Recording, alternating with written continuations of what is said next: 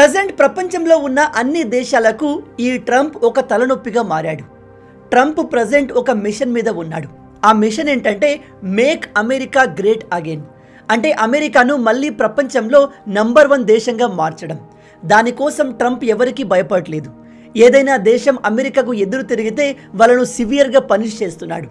వాళ్ళపైన ఇష్టం వచ్చినట్టుగా టారిఫ్ని విధిస్తున్నాడు. అయితే ఇప్పుడు ఆ భయం మన ఇండియాకు కూడా పట్టుకుంది. నిజం చెప్పాలంటే కేవలం మన ఇండియానే కాదు, ప్రపంచంలో ఉన్న ఆల్మోస్ట్ అన్ని దేశాలు అమెరికాకు భయపడాల్సిందే. మీరు ఇక్కడ ఆర్టికల్లో చూడవచ్చు. Amid Trump tariff threats, India cuts import duty on American bikes and cars. మన India American bikes and cars పైన టారిఫ్ని తగ్గించింది. దీంతో మన దేశంలో అమెరికాకు చెందిన బైకులు ఇప్పుడు ఎక్కువగా అమ్ముడుపోతాయి. ఎస్పెషల్లీ హార్లీ డేవిడ్సన్ లాంటి బైక్లను జనాలు ఎక్కువగా కొనే అవకాశం ఉంది. అండ్ బహుశా టెస్లా కూడా మన ఇండియాలోకి చాలా ఈజీగా ఎంటర్ అయిపోవచ్చు. వేరే కంపెనీల సంగతి నాకు తెలియదు, కానీ ఈ టెస్లా కోసం మన ఇండియా అమెరికా చెప్పినట్టు ఆడాల్సిందే. టెస్లా ఇలాన్ మాస్క్ చెందిన కంపెనీ. ఇలాన్ మాస్క్ ప్రెజెంట్ అమెరికాలో ఎంత ఇంపార్టెంట్ పర్సనో మీ అందరికీ తెలిసే ఉంటుంది. ఇలాన్ మాస్క్ ఒక రకంగా దగ్గరుండి ట్రంప్ని గెలిపించుకున్నాడు. కాబట్టి మనం ఎట్టి పరిస్థితుల్లో ఇలాన్ మాస్క్తో గొడవ పడాలి అనుకోము. సో త్వరలోనే టెస్లా కార్లు కూడా మన ఇండియాలో ఎంటర్ అయ్యే అవకాశం ఉంది. ఇప్పుడు అమెరికా నుంచి వచ్చే కార్లకు, బైక్లకు, ఇతర వస్తువులకు మన ఇండియా కస్టమ్ డ్యూటీస్ని, ట్యాక్స్ని భారీగా తగ్గించాల్సి ఉంటుంది.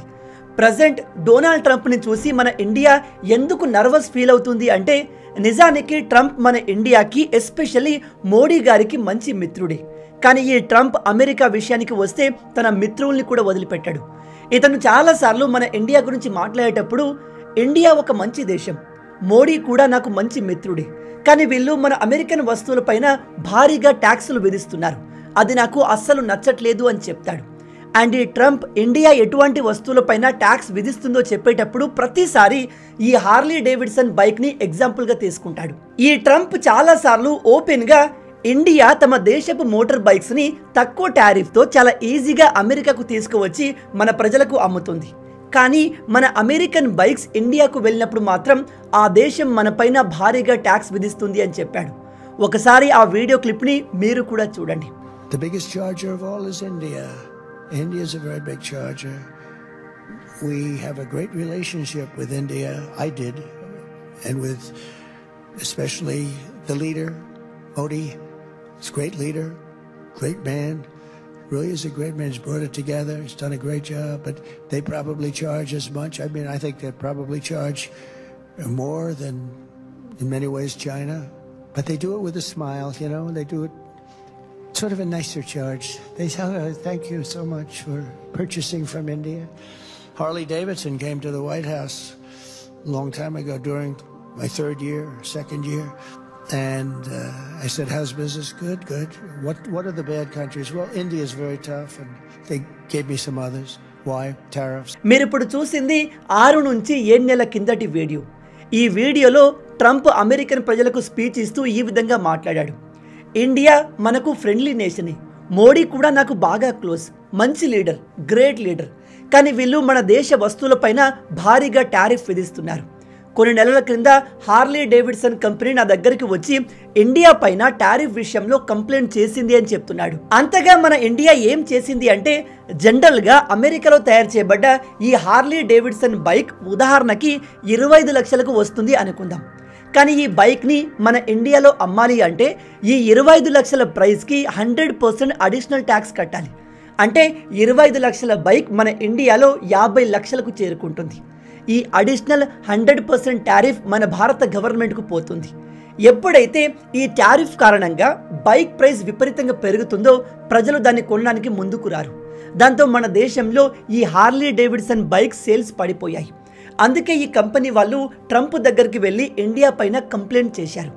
ఇప్పుడు మీలో కొంతమంది అనుకోవచ్చు, మరి మన ఇండియా ఇలా ఎందుకు చేస్తుంది, అలా చేయడం కరెక్ట్ కాదు కదా అని. మన ఇండియానే కాదు, ప్రపంచంలోని అన్ని దేశాలు బయట దేశం నుంచి తమ దేశంలోకి వచ్చే వస్తువులపైన టారిఫ్ని విధిస్తాయి. అలా ఎందుకంటే, ఉదాహరణకి అమెరికన్ కంపెనీలు మన దేశపు కంపెనీల కంటే చాలా అడ్వాన్స్గా ఉంటాయి. వాళ్ళ వస్తువులు కూడా చాలా సందర్భాల్లో మనకన్నా బెటర్గా ఉంటాయి.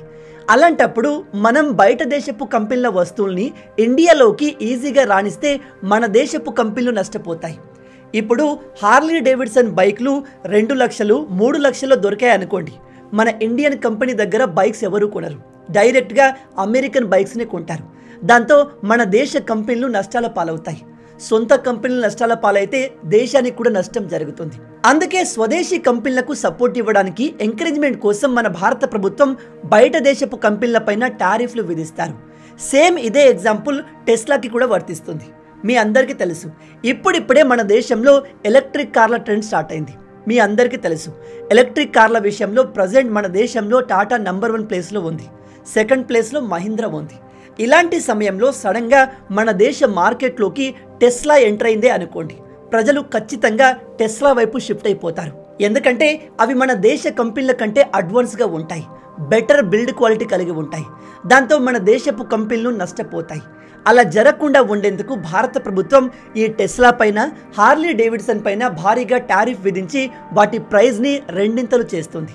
దాంతో వాటిని కొనాలనుకునే ఇండియన్స్ వాటిని కొనకుండా మన దేశ బ్రాండ్స్నే కొంటారు. ఇలా కేవలం మన దేశం మాత్రమే కాదు, ప్రపంచవ్యాప్తంగా చాలా దేశాలు చేస్తాయి. అయితే ఇప్పుడు ట్రంప్ ఎలాగైనా సరే అమెరికాను మళ్ళీ టాప్ కంట్రీగా మార్చేందుకు కంకణం కట్టుకున్నాడు. దానికి అతను తనకు ఎదురొచ్చిన ప్రతి దేశాన్ని శిక్షించేందుకు రెడీ అయిపోతున్నాడు. రీసెంట్గానే వాళ్ళకు ఎంతో క్లోజ్ అయిన, తమతో బార్డర్ని షేర్ చేసుకునే కెనడా పైన 25% టారిఫ్ విధించాడు. మెక్సికో పరిస్థితి కూడా అంతే. చైనా పైన కూడా 10% టారిఫ్ని విధించాడు. ఒకవేళ ఈ ట్రంప్ మన దేశం పైన కూడా ఇలా టారిఫ్ని విధించాడే అనుకోండి, ఒక్కసారిగా మన దేశ స్టాక్ మార్కెట్ షేక్ అయిపోతుంది. మనకు బిలియన్స్ ఆఫ్ డాలర్స్ల నష్టం వస్తుంది. ఎందుకంటే అమెరికన్ మార్కెట్ మన దేశానికి చాలా ఇంపార్టెంట్. అందుకే ప్రజెంట్ మోడీ గవర్నమెంట్ ముందు జాగ్రత్తగా అమెరికన్ బైక్స్ అండ్ కార్స్ పైన టారిఫ్ని తగ్గించింది. అండ్ మీలో కొందరికి తెలిసే ఉంటుంది, ఇప్పుడు రాబోయే ఫిబ్రవరి 25 నాడు మోడీ గారు ట్రంప్ని కలవడానికి అమెరికాకు వెళ్ళబోతున్నారు. ఇప్పుడు మీలో కొంతమంది అనుకోవచ్చు, అంటే ఇక్కడ మన మోడీ గారు ట్రంప్కి భయపడ్డారా అంటే నో. మన మోడీ గారు భయపడ్డారు అనే బదులు మన దేశానికి ఏదైతే మంచిదో అదే పనిని మోడీ గారు చేస్తున్నారు అనుకోవచ్చు. ఇక్కడ మోడీ గవర్నమెంట్ ఒక బ్రిలియంట్ ప్లాన్ వేసింది. ఎలాగో మోడీ గారు ట్రంప్ని కలవడానికి అమెరికాకు వెళ్తున్నారు. ఆ మీటింగ్లో ఖచ్చితంగా ఈ టారిఫ్కి సంబంధించిన కన్వర్సేషన్ జరుగుతుంది. కాబట్టి మన ఇండియా ముందుగానే ట్రంప్ తన స్పీచ్లో ప్రతిసారి మెన్షన్ చేసే Harley Davidson bikes and cars పైన టారిఫ్ని తగ్గించి వెళ్తుంది. దీని ద్వారా అమెరికన్ గవర్నమెంట్ చలో ఈ విషయంలో ఇండియా మనతో పాజిటివ్ వేలో డిస్కస్ చేయడానికి రెడీగా ఉంది అనే విషయాన్ని అర్థం చేసుకుని వాళ్ళు మనతో సాఫ్ట్గా బిహేవ్ చేసే అవకాశం ఉంది. మన ఇండియా ఈ విధంగా ఎందుకు చేసింది అంటే ఒక విషయాన్ని బాగా గుర్తుపెట్టుకోండి. మనం మనకంటే బలవంతుడితో ఏదైనా నెగోషియేషన్ చేస్తున్నప్పుడు వాడి ముందు మన బల ప్రదర్శన చేయకూడదు, ఆరోగెన్స్ని చూపకూడదు. ఎంత వీలైతే అంత మర్యాదపూర్వకంగా నెగోషియేషన్ని కంప్లీట్ చేయాలి. ఇక్కడ ఇండియా కూడా స్మార్ట్గా ఇదే పని చేయాలి అనుకుంటుంది. అండ్ మీరు ఇక్కడ మన ఇండియా తగ్గించిన టారిఫ్లను క్లియర్గా గమనిస్తే మనం ఏదో అమెరికాకు భయపడి భారీగా కూడా వీటిని తగ్గించలేదు. జస్ట్ ట్రంప్కి మనం ఈ విషయంలో డిస్కస్ చేయడానికి రెడీగా ఉన్నామని చెప్పడానికి కొద్దిగా తగ్గించాము. మీరు ఇక్కడ టేబుల్లో చూసినట్టయితే motor vehicle for transport and goods పైన ఇంతకుముందు 25% టారిఫ్ ఉండేది, దాన్ని 20%కి తగ్గించారు. 1600cc కంటే తక్కువ కెపాసిటీ ఉన్న మోటార్ సైకిల్ పైన ఇంతకుముందు 50% టారిఫ్ ఉండేది, దాన్ని 40% చేశారు. మీరు చూసుకుంటే 25% 20గా, 15ని 10గా ఇలా స్లైడ్ చేంజెస్ని మాత్రమే చేశారు. బై ద వే, ఈ బైక్ల ప్రైస్ 25 లక్షలు 50 లక్షల వరకు ఉంటుంది. అలాంటప్పుడు ఈ 5-10% కూడా వాటి రేట్లను లక్షల్లో తగ్గిస్తాయి. బట్ స్టిల్ ఇక్కడ ఇండియా సిగ్నిఫికెంట్గా ఈ టారిఫ్ని ఏమీ తగ్గించలేదు.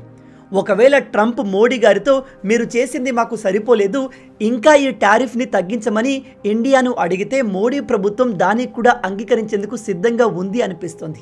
ఎందుకంటే మనం ఎట్టి పరిస్థితుల్లో ట్రంప్కి అగెన్స్ట్ అవ్వాలి అనుకోవట్లేదు. ట్రంప్తో మంచి రిలేషన్స్ని కంటిన్యూ చేస్తూనే మనం అమెరికాతో ఎప్పటిలాగే లాభదాయకమైన ట్రేడ్ని చేయాలి అనుకుంటున్నాము. మేబీ ఈ ఫిబ్రవరి ఎండ్ కల్లా టెస్లా కూడా మన ఇండియాలోకి ఎంటర్ అవుతున్నట్టుగా పెద్ద అనౌన్స్మెంట్ వచ్చే అవకాశం ఉంది. ఎందుకంటే అమెరికాలో ఇప్పటికే చాలామంది ఇలాన్ మాస్క్ని అన్అఫీషియల్ ప్రెసిడెంట్ అంటున్నారు. ఇప్పుడు ఇతను అమెరికాలోనే మోస్ట్ పవర్ఫుల్ పర్సన్ ట్రంప్ తర్వాత. కాబట్టి బహుశా టెస్లా చాలా తక్కువ టారిఫ్తో లేదా ఎటువంటి టారిఫ్ లేకుండానే మన ఇండియాలోకి ఎంటర్ అయ్యే అవకాశం ఉంది. మొత్తంగా ఇక్కడ మోడీ గారి ప్రభుత్వం తీసుకున్న ఈ నిర్ణయం మీకు ఎలా అనిపించింది? ఇక్కడ ట్రంప్కి మోడీ గారు భయపడ్డారా లేదా తెలివిగా ప్లాన్ని అమలు చేస్తున్నారా? ఒకవేళ ఈ టెస్లా మన ఇండియాలోకి ఎంటర్ అయితే ఎలా ఉంటుంది? ఈ టెస్లాని టాటా, మహీంద్రా అండ్ ఇతర బ్రాండ్లు తట్టుకోగలవా? మీ ఆలోచనల్ని కింద కామెంట్లో చెప్పండి. మొత్తంగా ఇవి ఈ వీడియోకి సంబంధించిన పూర్తి విషయాలు. ఈ వీడియో మీకు నచ్చింది అనుకుంటున్నాను. నచ్చితే అలా ఊరికే చూసి వెళ్ళిపోకుండా వీడియోని లైక్ చేయండి. ఈ వీడియోకి నేను మీకు ఇచ్చే లైక్స్ టార్గెట్ 5000 లైక్స్. చాలా ఈజీ, సింపుల్గా చేసేయండి. మీరు కొట్టే లైక్స్కి కింద ఉన్న లైక్ బటన్ పగిలిపోవాలి. అలాగే ఇలాంటి మరిన్ని ఇంట్రెస్టింగ్ వీడియోస్ కోసం మన ఛానల్ని సబ్స్క్రైబ్ చేసి మమ్మల్ని సపోర్ట్ చేయొచ్చు కదా. ఇది మీకు కంప్లీట్లీ ఫ్రీ, కానీ మీరు చేసే ప్రతి ఒక్క లైక్ అండ్ సబ్స్క్రిప్షన్ మాకు మరిన్ని వీడియోస్ చేయడానికి ఒక మోటివేషన్లా ఉంటుంది. కాబట్టి వీడియోని లైక్ చేసి ఛానల్ని సబ్స్క్రైబ్ చేయడం మర్చిపోవద్దు. రాబోయే వీడియోలో ఇంకో ఇంట్రెస్టింగ్ టాపిక్తో మళ్ళీ కలుద్దాం. అంటిల్ దెన్, జై హింద్.